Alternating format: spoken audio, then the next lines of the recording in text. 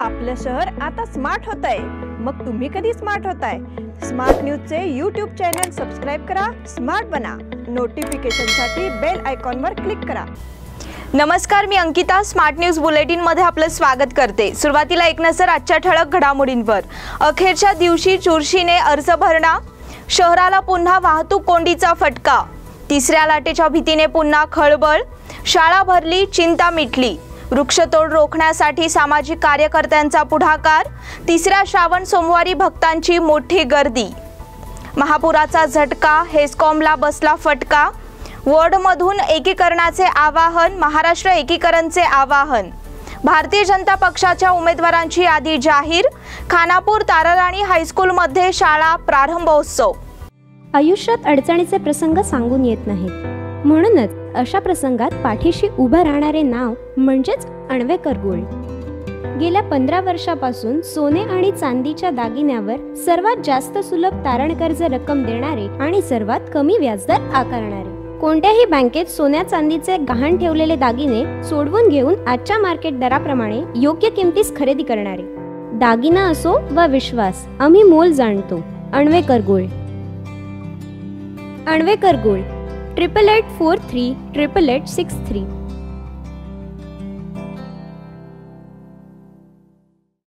आता पाहूयात सविस्तर बातम्या। महानगरपालिका निवडणुकीसाठी इच्छुक उमेदवारांनी सोमवारी मोठ्या संख्येने अर्ज भरणा केला। शहरात स्थापन करण्यात आलेल्या उमेदवारी अर्ज भरणा केंद्रांच्या ठिकाणी गर्दीला मोठे उधाण आले होते।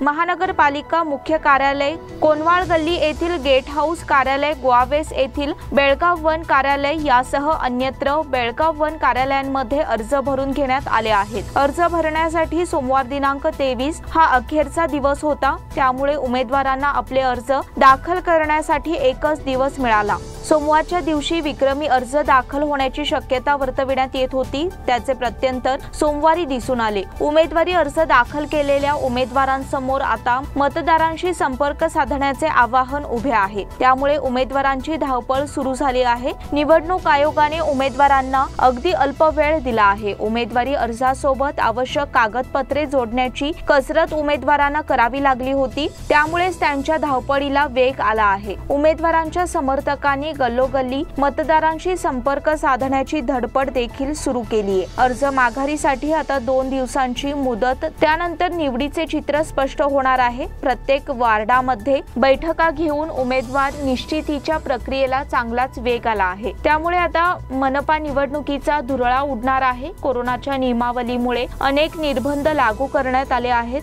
त्यांचे पालन करीत निवडणूक प्रक्रियेला सामोरे जाण्याची धडपड सुरू झाली आहे। शहराला पुन्हा वाहतूक कोंडीचा फटका।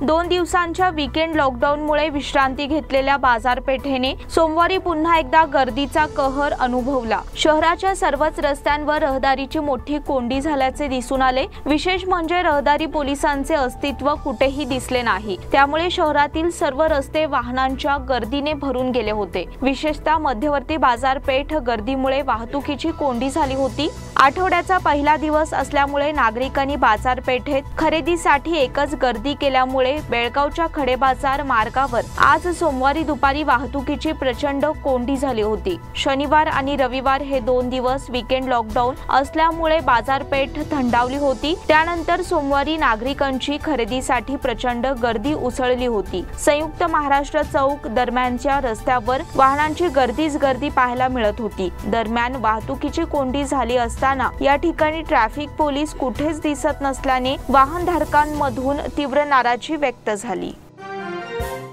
तिसऱ्या लाटेच्या भीतीने पुन्हा खळबळ।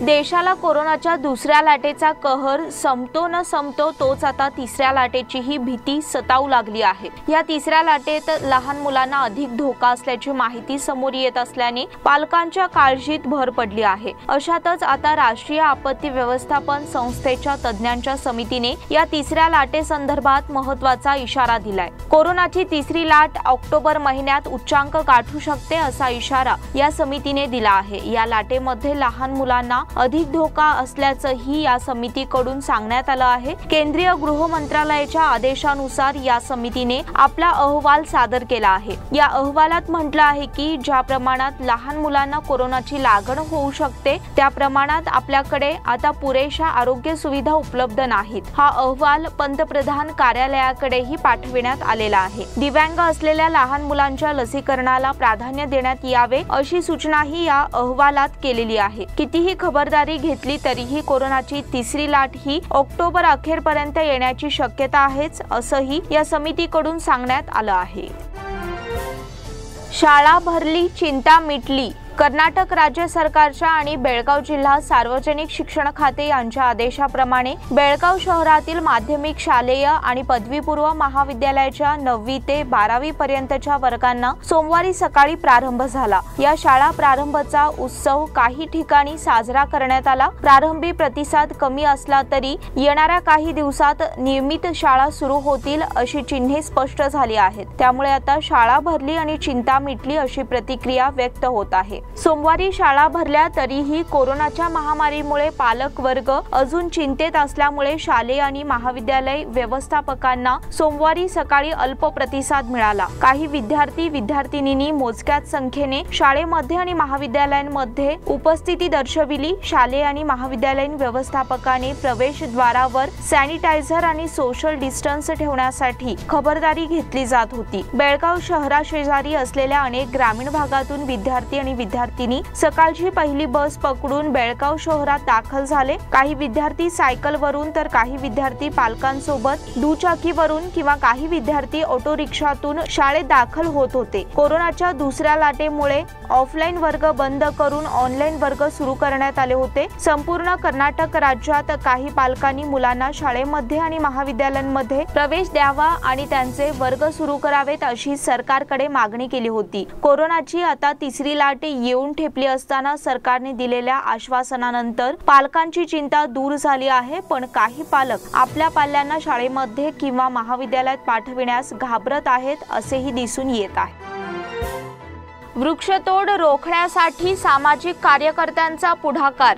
शहर परिसरात काही ठिकाणी विनाकारण वृक्षतोड करण्याचे प्रकार घडत असतात। अनेकदा नागरिक याबद्दल दुर्लक्षही करतात। मात्र शहराच्या मध्यवर्ती भागातील मारुती मंदिर येथे होणारी वृक्षतोड सामाजिक कार्यकर्त्यांच्या जागृतीमुळे थांबविण्यात आली आहे। मारुती गल्ली येथे रविवारी सकाळी एका वृक्षाची तोड सुरू असल्याची माहिती सामाजिक कार्यकर्त्यांना मिळाली। त्यानंतर सदर सामाजिक कार्यकर्त्यांनी तातडीने घटनास्थळी जाऊन वृक्ष तोडण्यास विरोध केला। त्यामुळे वृक्ष तोड थांबविण्यात आली। मारुती गल्लीतील एका दुकान मालकाने सदर वृक्षामुळे पालापाचोळ्याचा कचरा होत असल्याची तक्रार केली होती। सदर झाड तोडण्यात येत असल्याचे समजताच सामाजिक कार्यकर्ते शंकर पाटील, सुरेंद्र अनगोळकर, किरण निपाणीकर, डॉक्टर कद्दू यांच्यासह श्रीराम सेना, जिव्हाळा फाउंडेशनच्या कार्यकर्त्यांनी धाव घेऊन झाड तोडण्यास विरोध केला। मी डॉक्टर सरिता कद्दू, जिव्हाळा फाउंडेशनची फाउंडर। आज मारुती गल्ली येथे अतिशय जुना वृक्ष तोडण्याची मोहीम चालू होती। थोड्या वेळापूर्वीच मला एक फोन आला आणि मला सांगण्यात आलं की मॅडम असं मारुती गल्लीमध्ये एक झाड तोडलं जात आहे। मी इमिडिएटली इथं आले तर बघते तर झाड तोडण्याची प्रक्रिया चालू होती।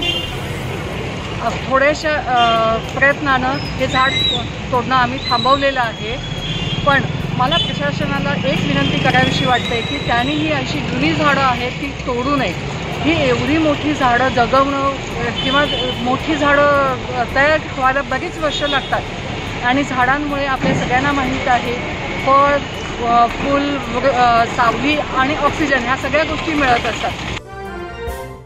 तिसऱ्या श्रावण सोमवारी भक्तांची मोठी गर्दी। श्रावण महिन्यातील तिसऱ्या सोमवारी भक्तवर्गाने शहरातील महादेव मंदिरामध्ये जाऊन श्री शिवदर्शन घेतले।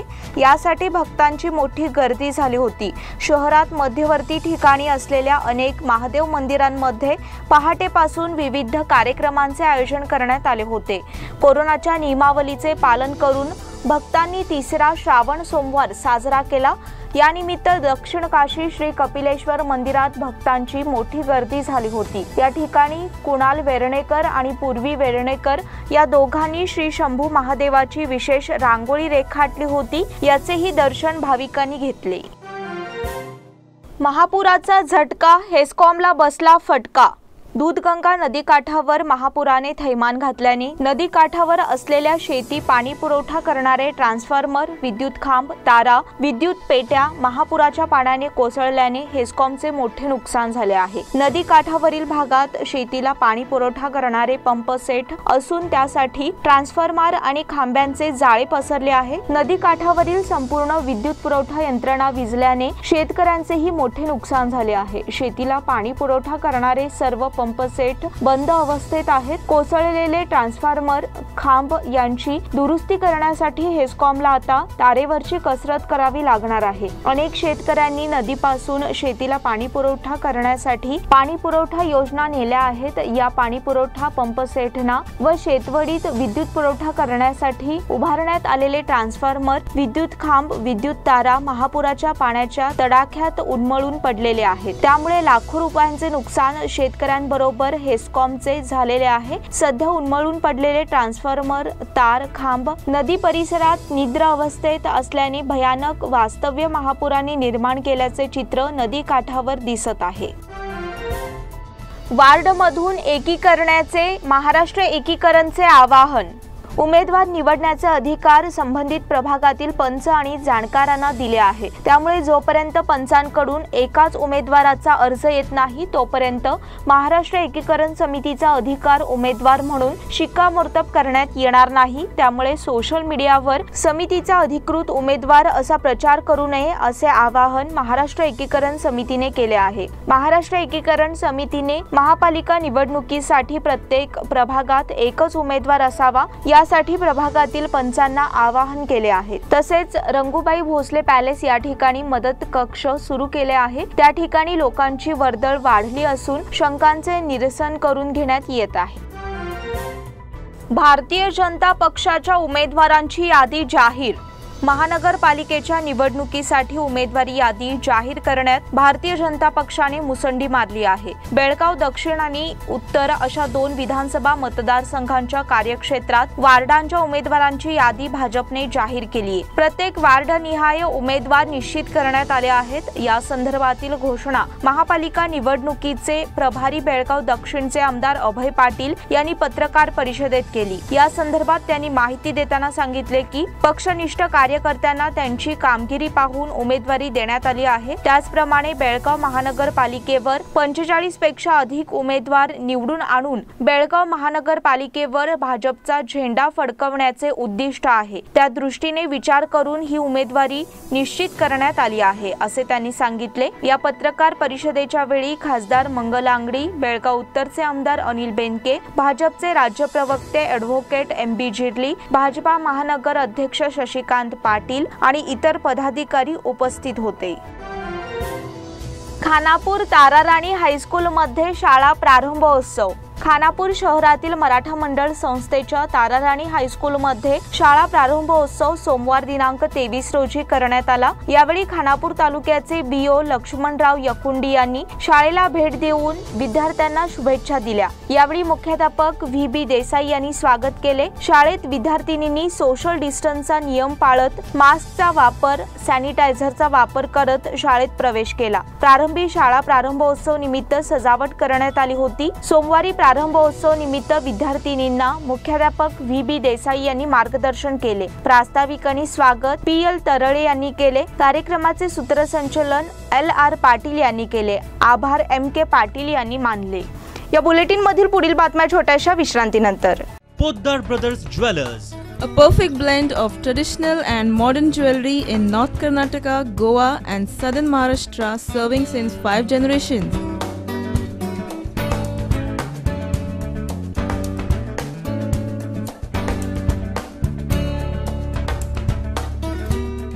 exclusive gold, silver and platinum jewelry showroom.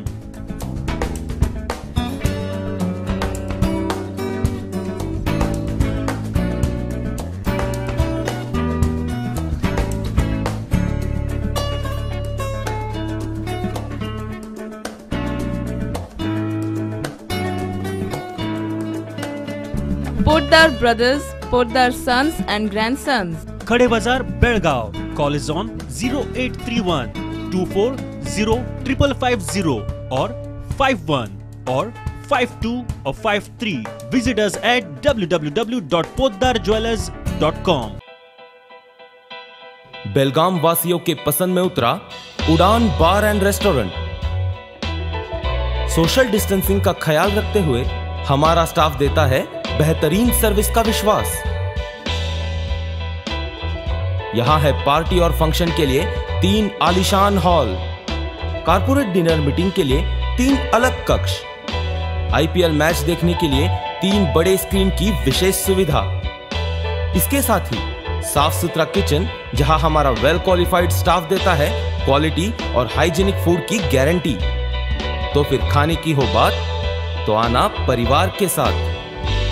उड़ान बार एंड रेस्टोरेंट, लिंगराज कॉलेज के पास, बेलगावी। फोन 0831 243577। विश्रांतीनंतर पुन्हा एकदा आपले स्वागत। गेल्या 2 वर्षापासून कोरोना महामारीच्या संकटामुळे प्राथमिक, माध्यमिक आणि महाविद्यालयीन शाळा बंद अवस्थेत होत्या। त्यामुळे विद्यार्थी घरीच ऑनलाईन तासिकांवर होते। प्राथमिक ते 9वी आणि 12वी पर्यंत विद्यार्थ्यांना उत्तीर्ण करण्यात आले, तर 10वीची परीक्षा घेतली होती। त्यामुळे गेल्या 2 वर्षांपासून शाळा बंद अवस्थेत होत्या। विद्यार्थींविना शाळेचा परिसर सुनासुना होता। कर्नाटक राज्य सरकारने दिनांक 23 पासून 9वी ते 12वी पर्यंत शाळा सुरू केल्याने तब्बल 2 वर्षांनी शाळेची घंटा वाजली आहे। आज पहिल्याच दिवशी हायस्कूल आणि विद्यालयांमधला परिसर विद्यार्थ्यांनी गजबजून गेला होता। प्रदीर्घ दिवसांनी शाळा सुरू झाल्याने विद्यार्थ्यांच्या मध्ये आनंद दिसून आला। कोरोनाच्या काळात देशावर संकट ओढवल्याने शाळा, हायस्कूल आणि महाविद्यालय बंद होती। त्यामुळे गेल्या 2 वर्षांपासून विद्यार्थ्यांना ऑनलाईन शिक्षण देण्यात येत होते। या काळात विद्यार्थ्यांची मोठी गैरसोय झाली होती। विद्यार्थी घरी आणि शिक्षक शाळेत अशी परिस्थिती निर्माण झाली होती। शाळेचा परिसर सुनासुना दिसत होता, पण राज्य सरकारने आजपासून 9वी ते 12वी पर्यंत शाळा सुरू केल्याने पुन्हा एकदा शाळेच्या आवारात गर्दी दिसून येत आहे। प्राचार्य मंगल कुलकर्णी म्हणाले की 2 वर्षांपासून शाळा बंद होत्या। यंदा शिक्षण खात्याकडून संदेश आल्यानंतर कोरोनाचे नियम पाळून शाळा व्यवस्थित भरल्या जात असल्याचे सांगितले। वकिलांसाठी आरोग्य विमा लागू करण्याची मागणी।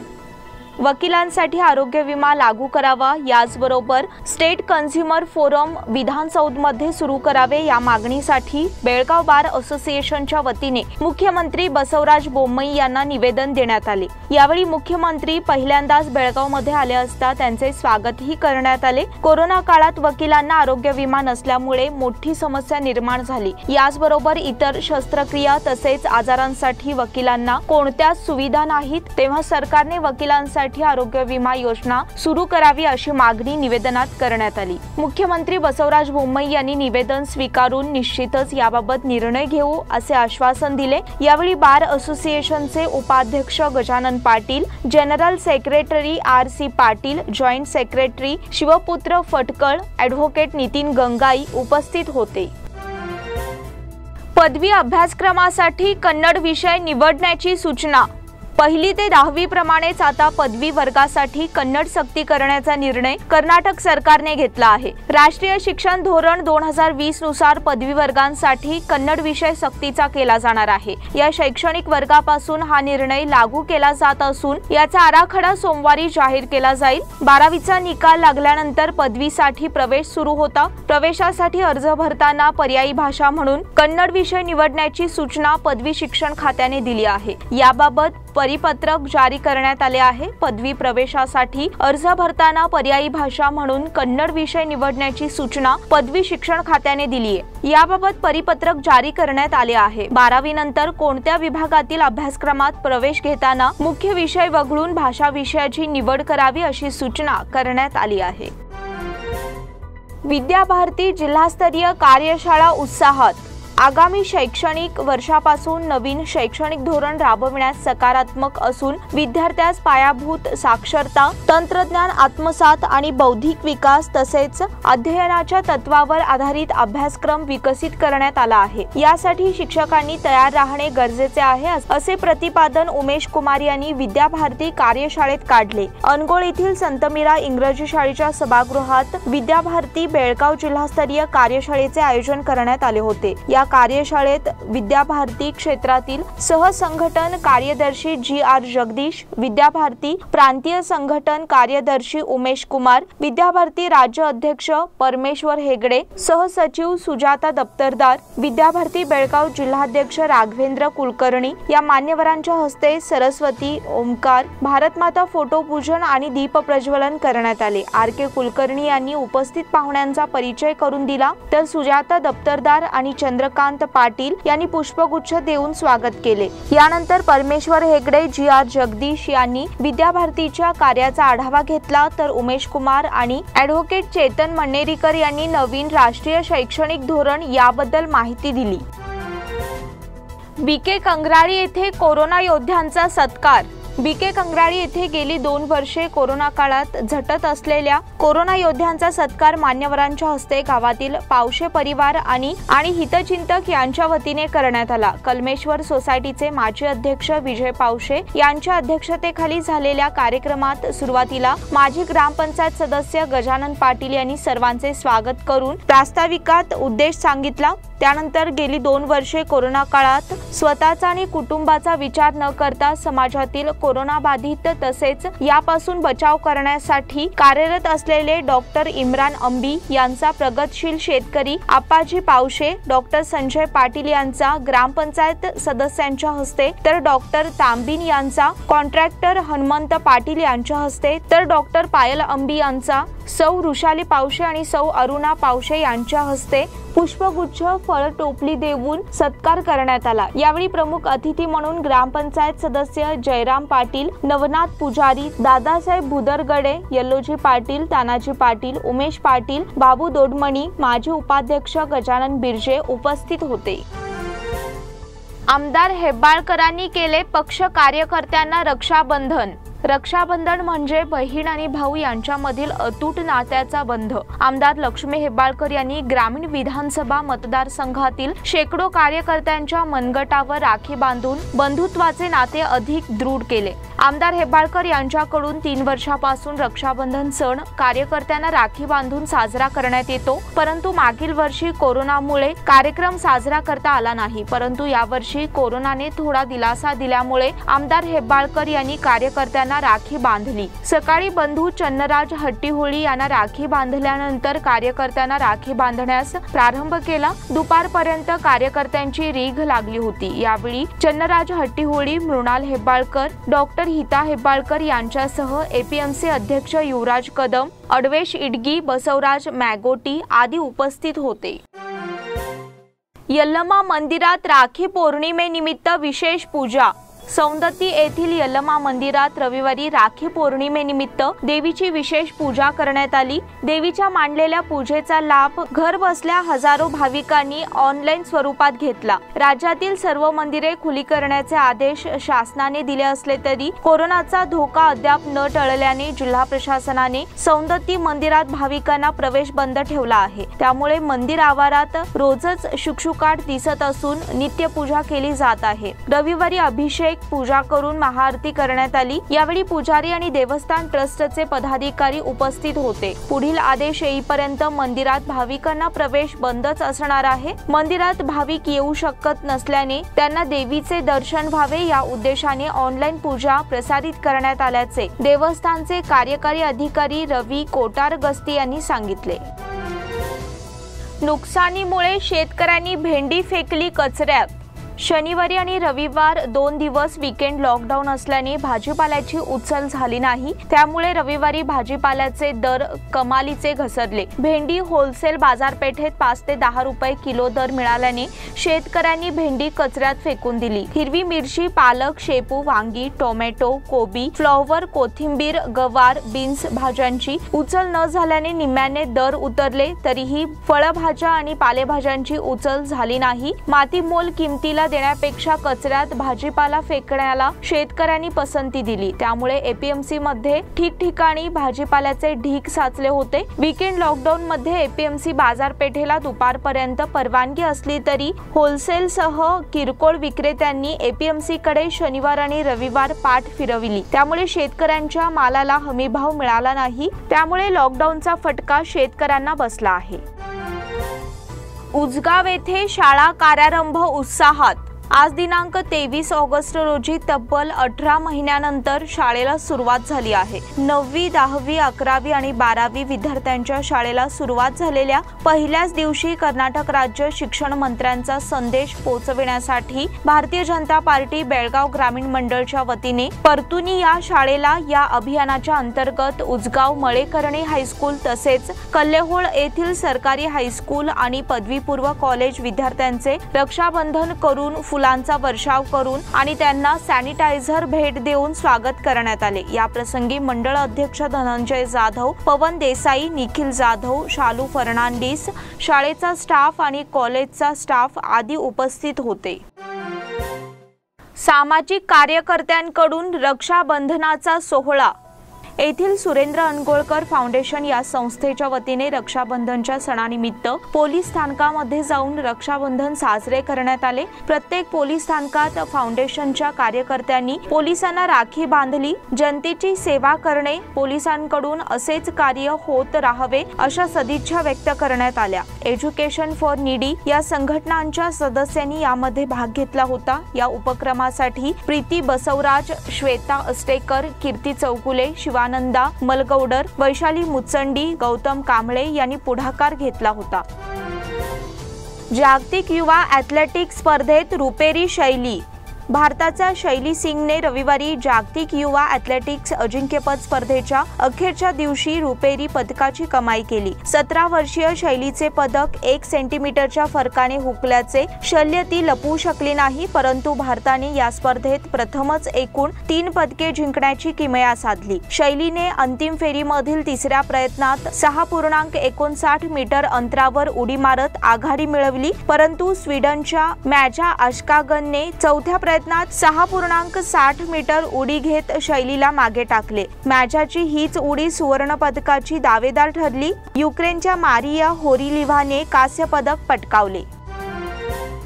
ला लिगा फुटबॉल स्पर्धेत डिपेमुळे बार्सिलोनाची बिल्बाओशी बरोबरी। बार्सिलोना मेसी युगानंतर ला लिगा फुटबॉलमधील बार्सिलोना संघाचा पहिला पराभव टळण्यात मेसी डीपीने महत्त्वाची भूमिका बजावली। बार्सिलोनाने ॲथलेटिक बिल्बाओ संघाला 1-1 असे बरोबरीत रोखले। प्रशिक्षक रोनाल्डो कोईमन यांच्या सूचनेनुसार बार्सिलोनाने महिनाभरापूर्वीच नेदरलँडच्या डीपेला करारबद्ध केले होते। हा विश्वास त्याने सार्थ ठरवला। इनिगो मार्टिनेझने बिल्बाओला 50व्या मिनिटाला हेडरद्वारे पहिला गोल नोंदवून दिला। त्यानंतर 75व्या मिनिटाला सर्जी रोबोटने दिलेल्या पासवर डावीकडून गोलरक्षक जुलेनला चकवून बार्सिलोनाला बरोबरी साधून दिली।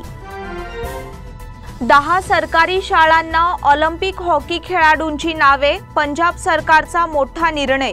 भारतीय पुरुष हॉकी संघाने टोकियो ऑलिम्पिकमध्ये कांस्य पदक जिंकलं आणि इतिहास घडवला। कांस्य पदकाच्या लढतीत भारतीय पुरुष हॉकी संघाने जर्मनीला 5-4 ने पराभूत करत कांस्य पदक जिंकले आणि ऑलिम्पिकमध्ये 41 वर्षांनंतर हॉकीतील देशाचे पहिले पदक ठरले। राज्य सरकारने 10 सरकारी शाळांना ऑलिम्पिक पदक विजेत्या हॉकी संघातील खेळाडूंची नावे दिली आहेत। शालेय शिक्षण मंत्री विजय इंदर सिंगला म्हणाले की मुख्यमंत्री अमरिंदर सिंग यांनी शाळांचे नाव बदलण्यास मान्यता दिली आहे। जालंधर मधील मिठापूर येथील शासकीय वरिष्ठ माध्यमिक शाळेचे नाव हॉकी संघाचा कर्णधार मनप्रीत सिंग याच्या नावावरून ठेवण्यात आलं आहे। यापुढे शाळेचं नाव ऑलिम्पियन मनप्रीत सिंग शासकीय वरिष्ठ माध्यमिक विद्यालय मिठापूर असं असेल।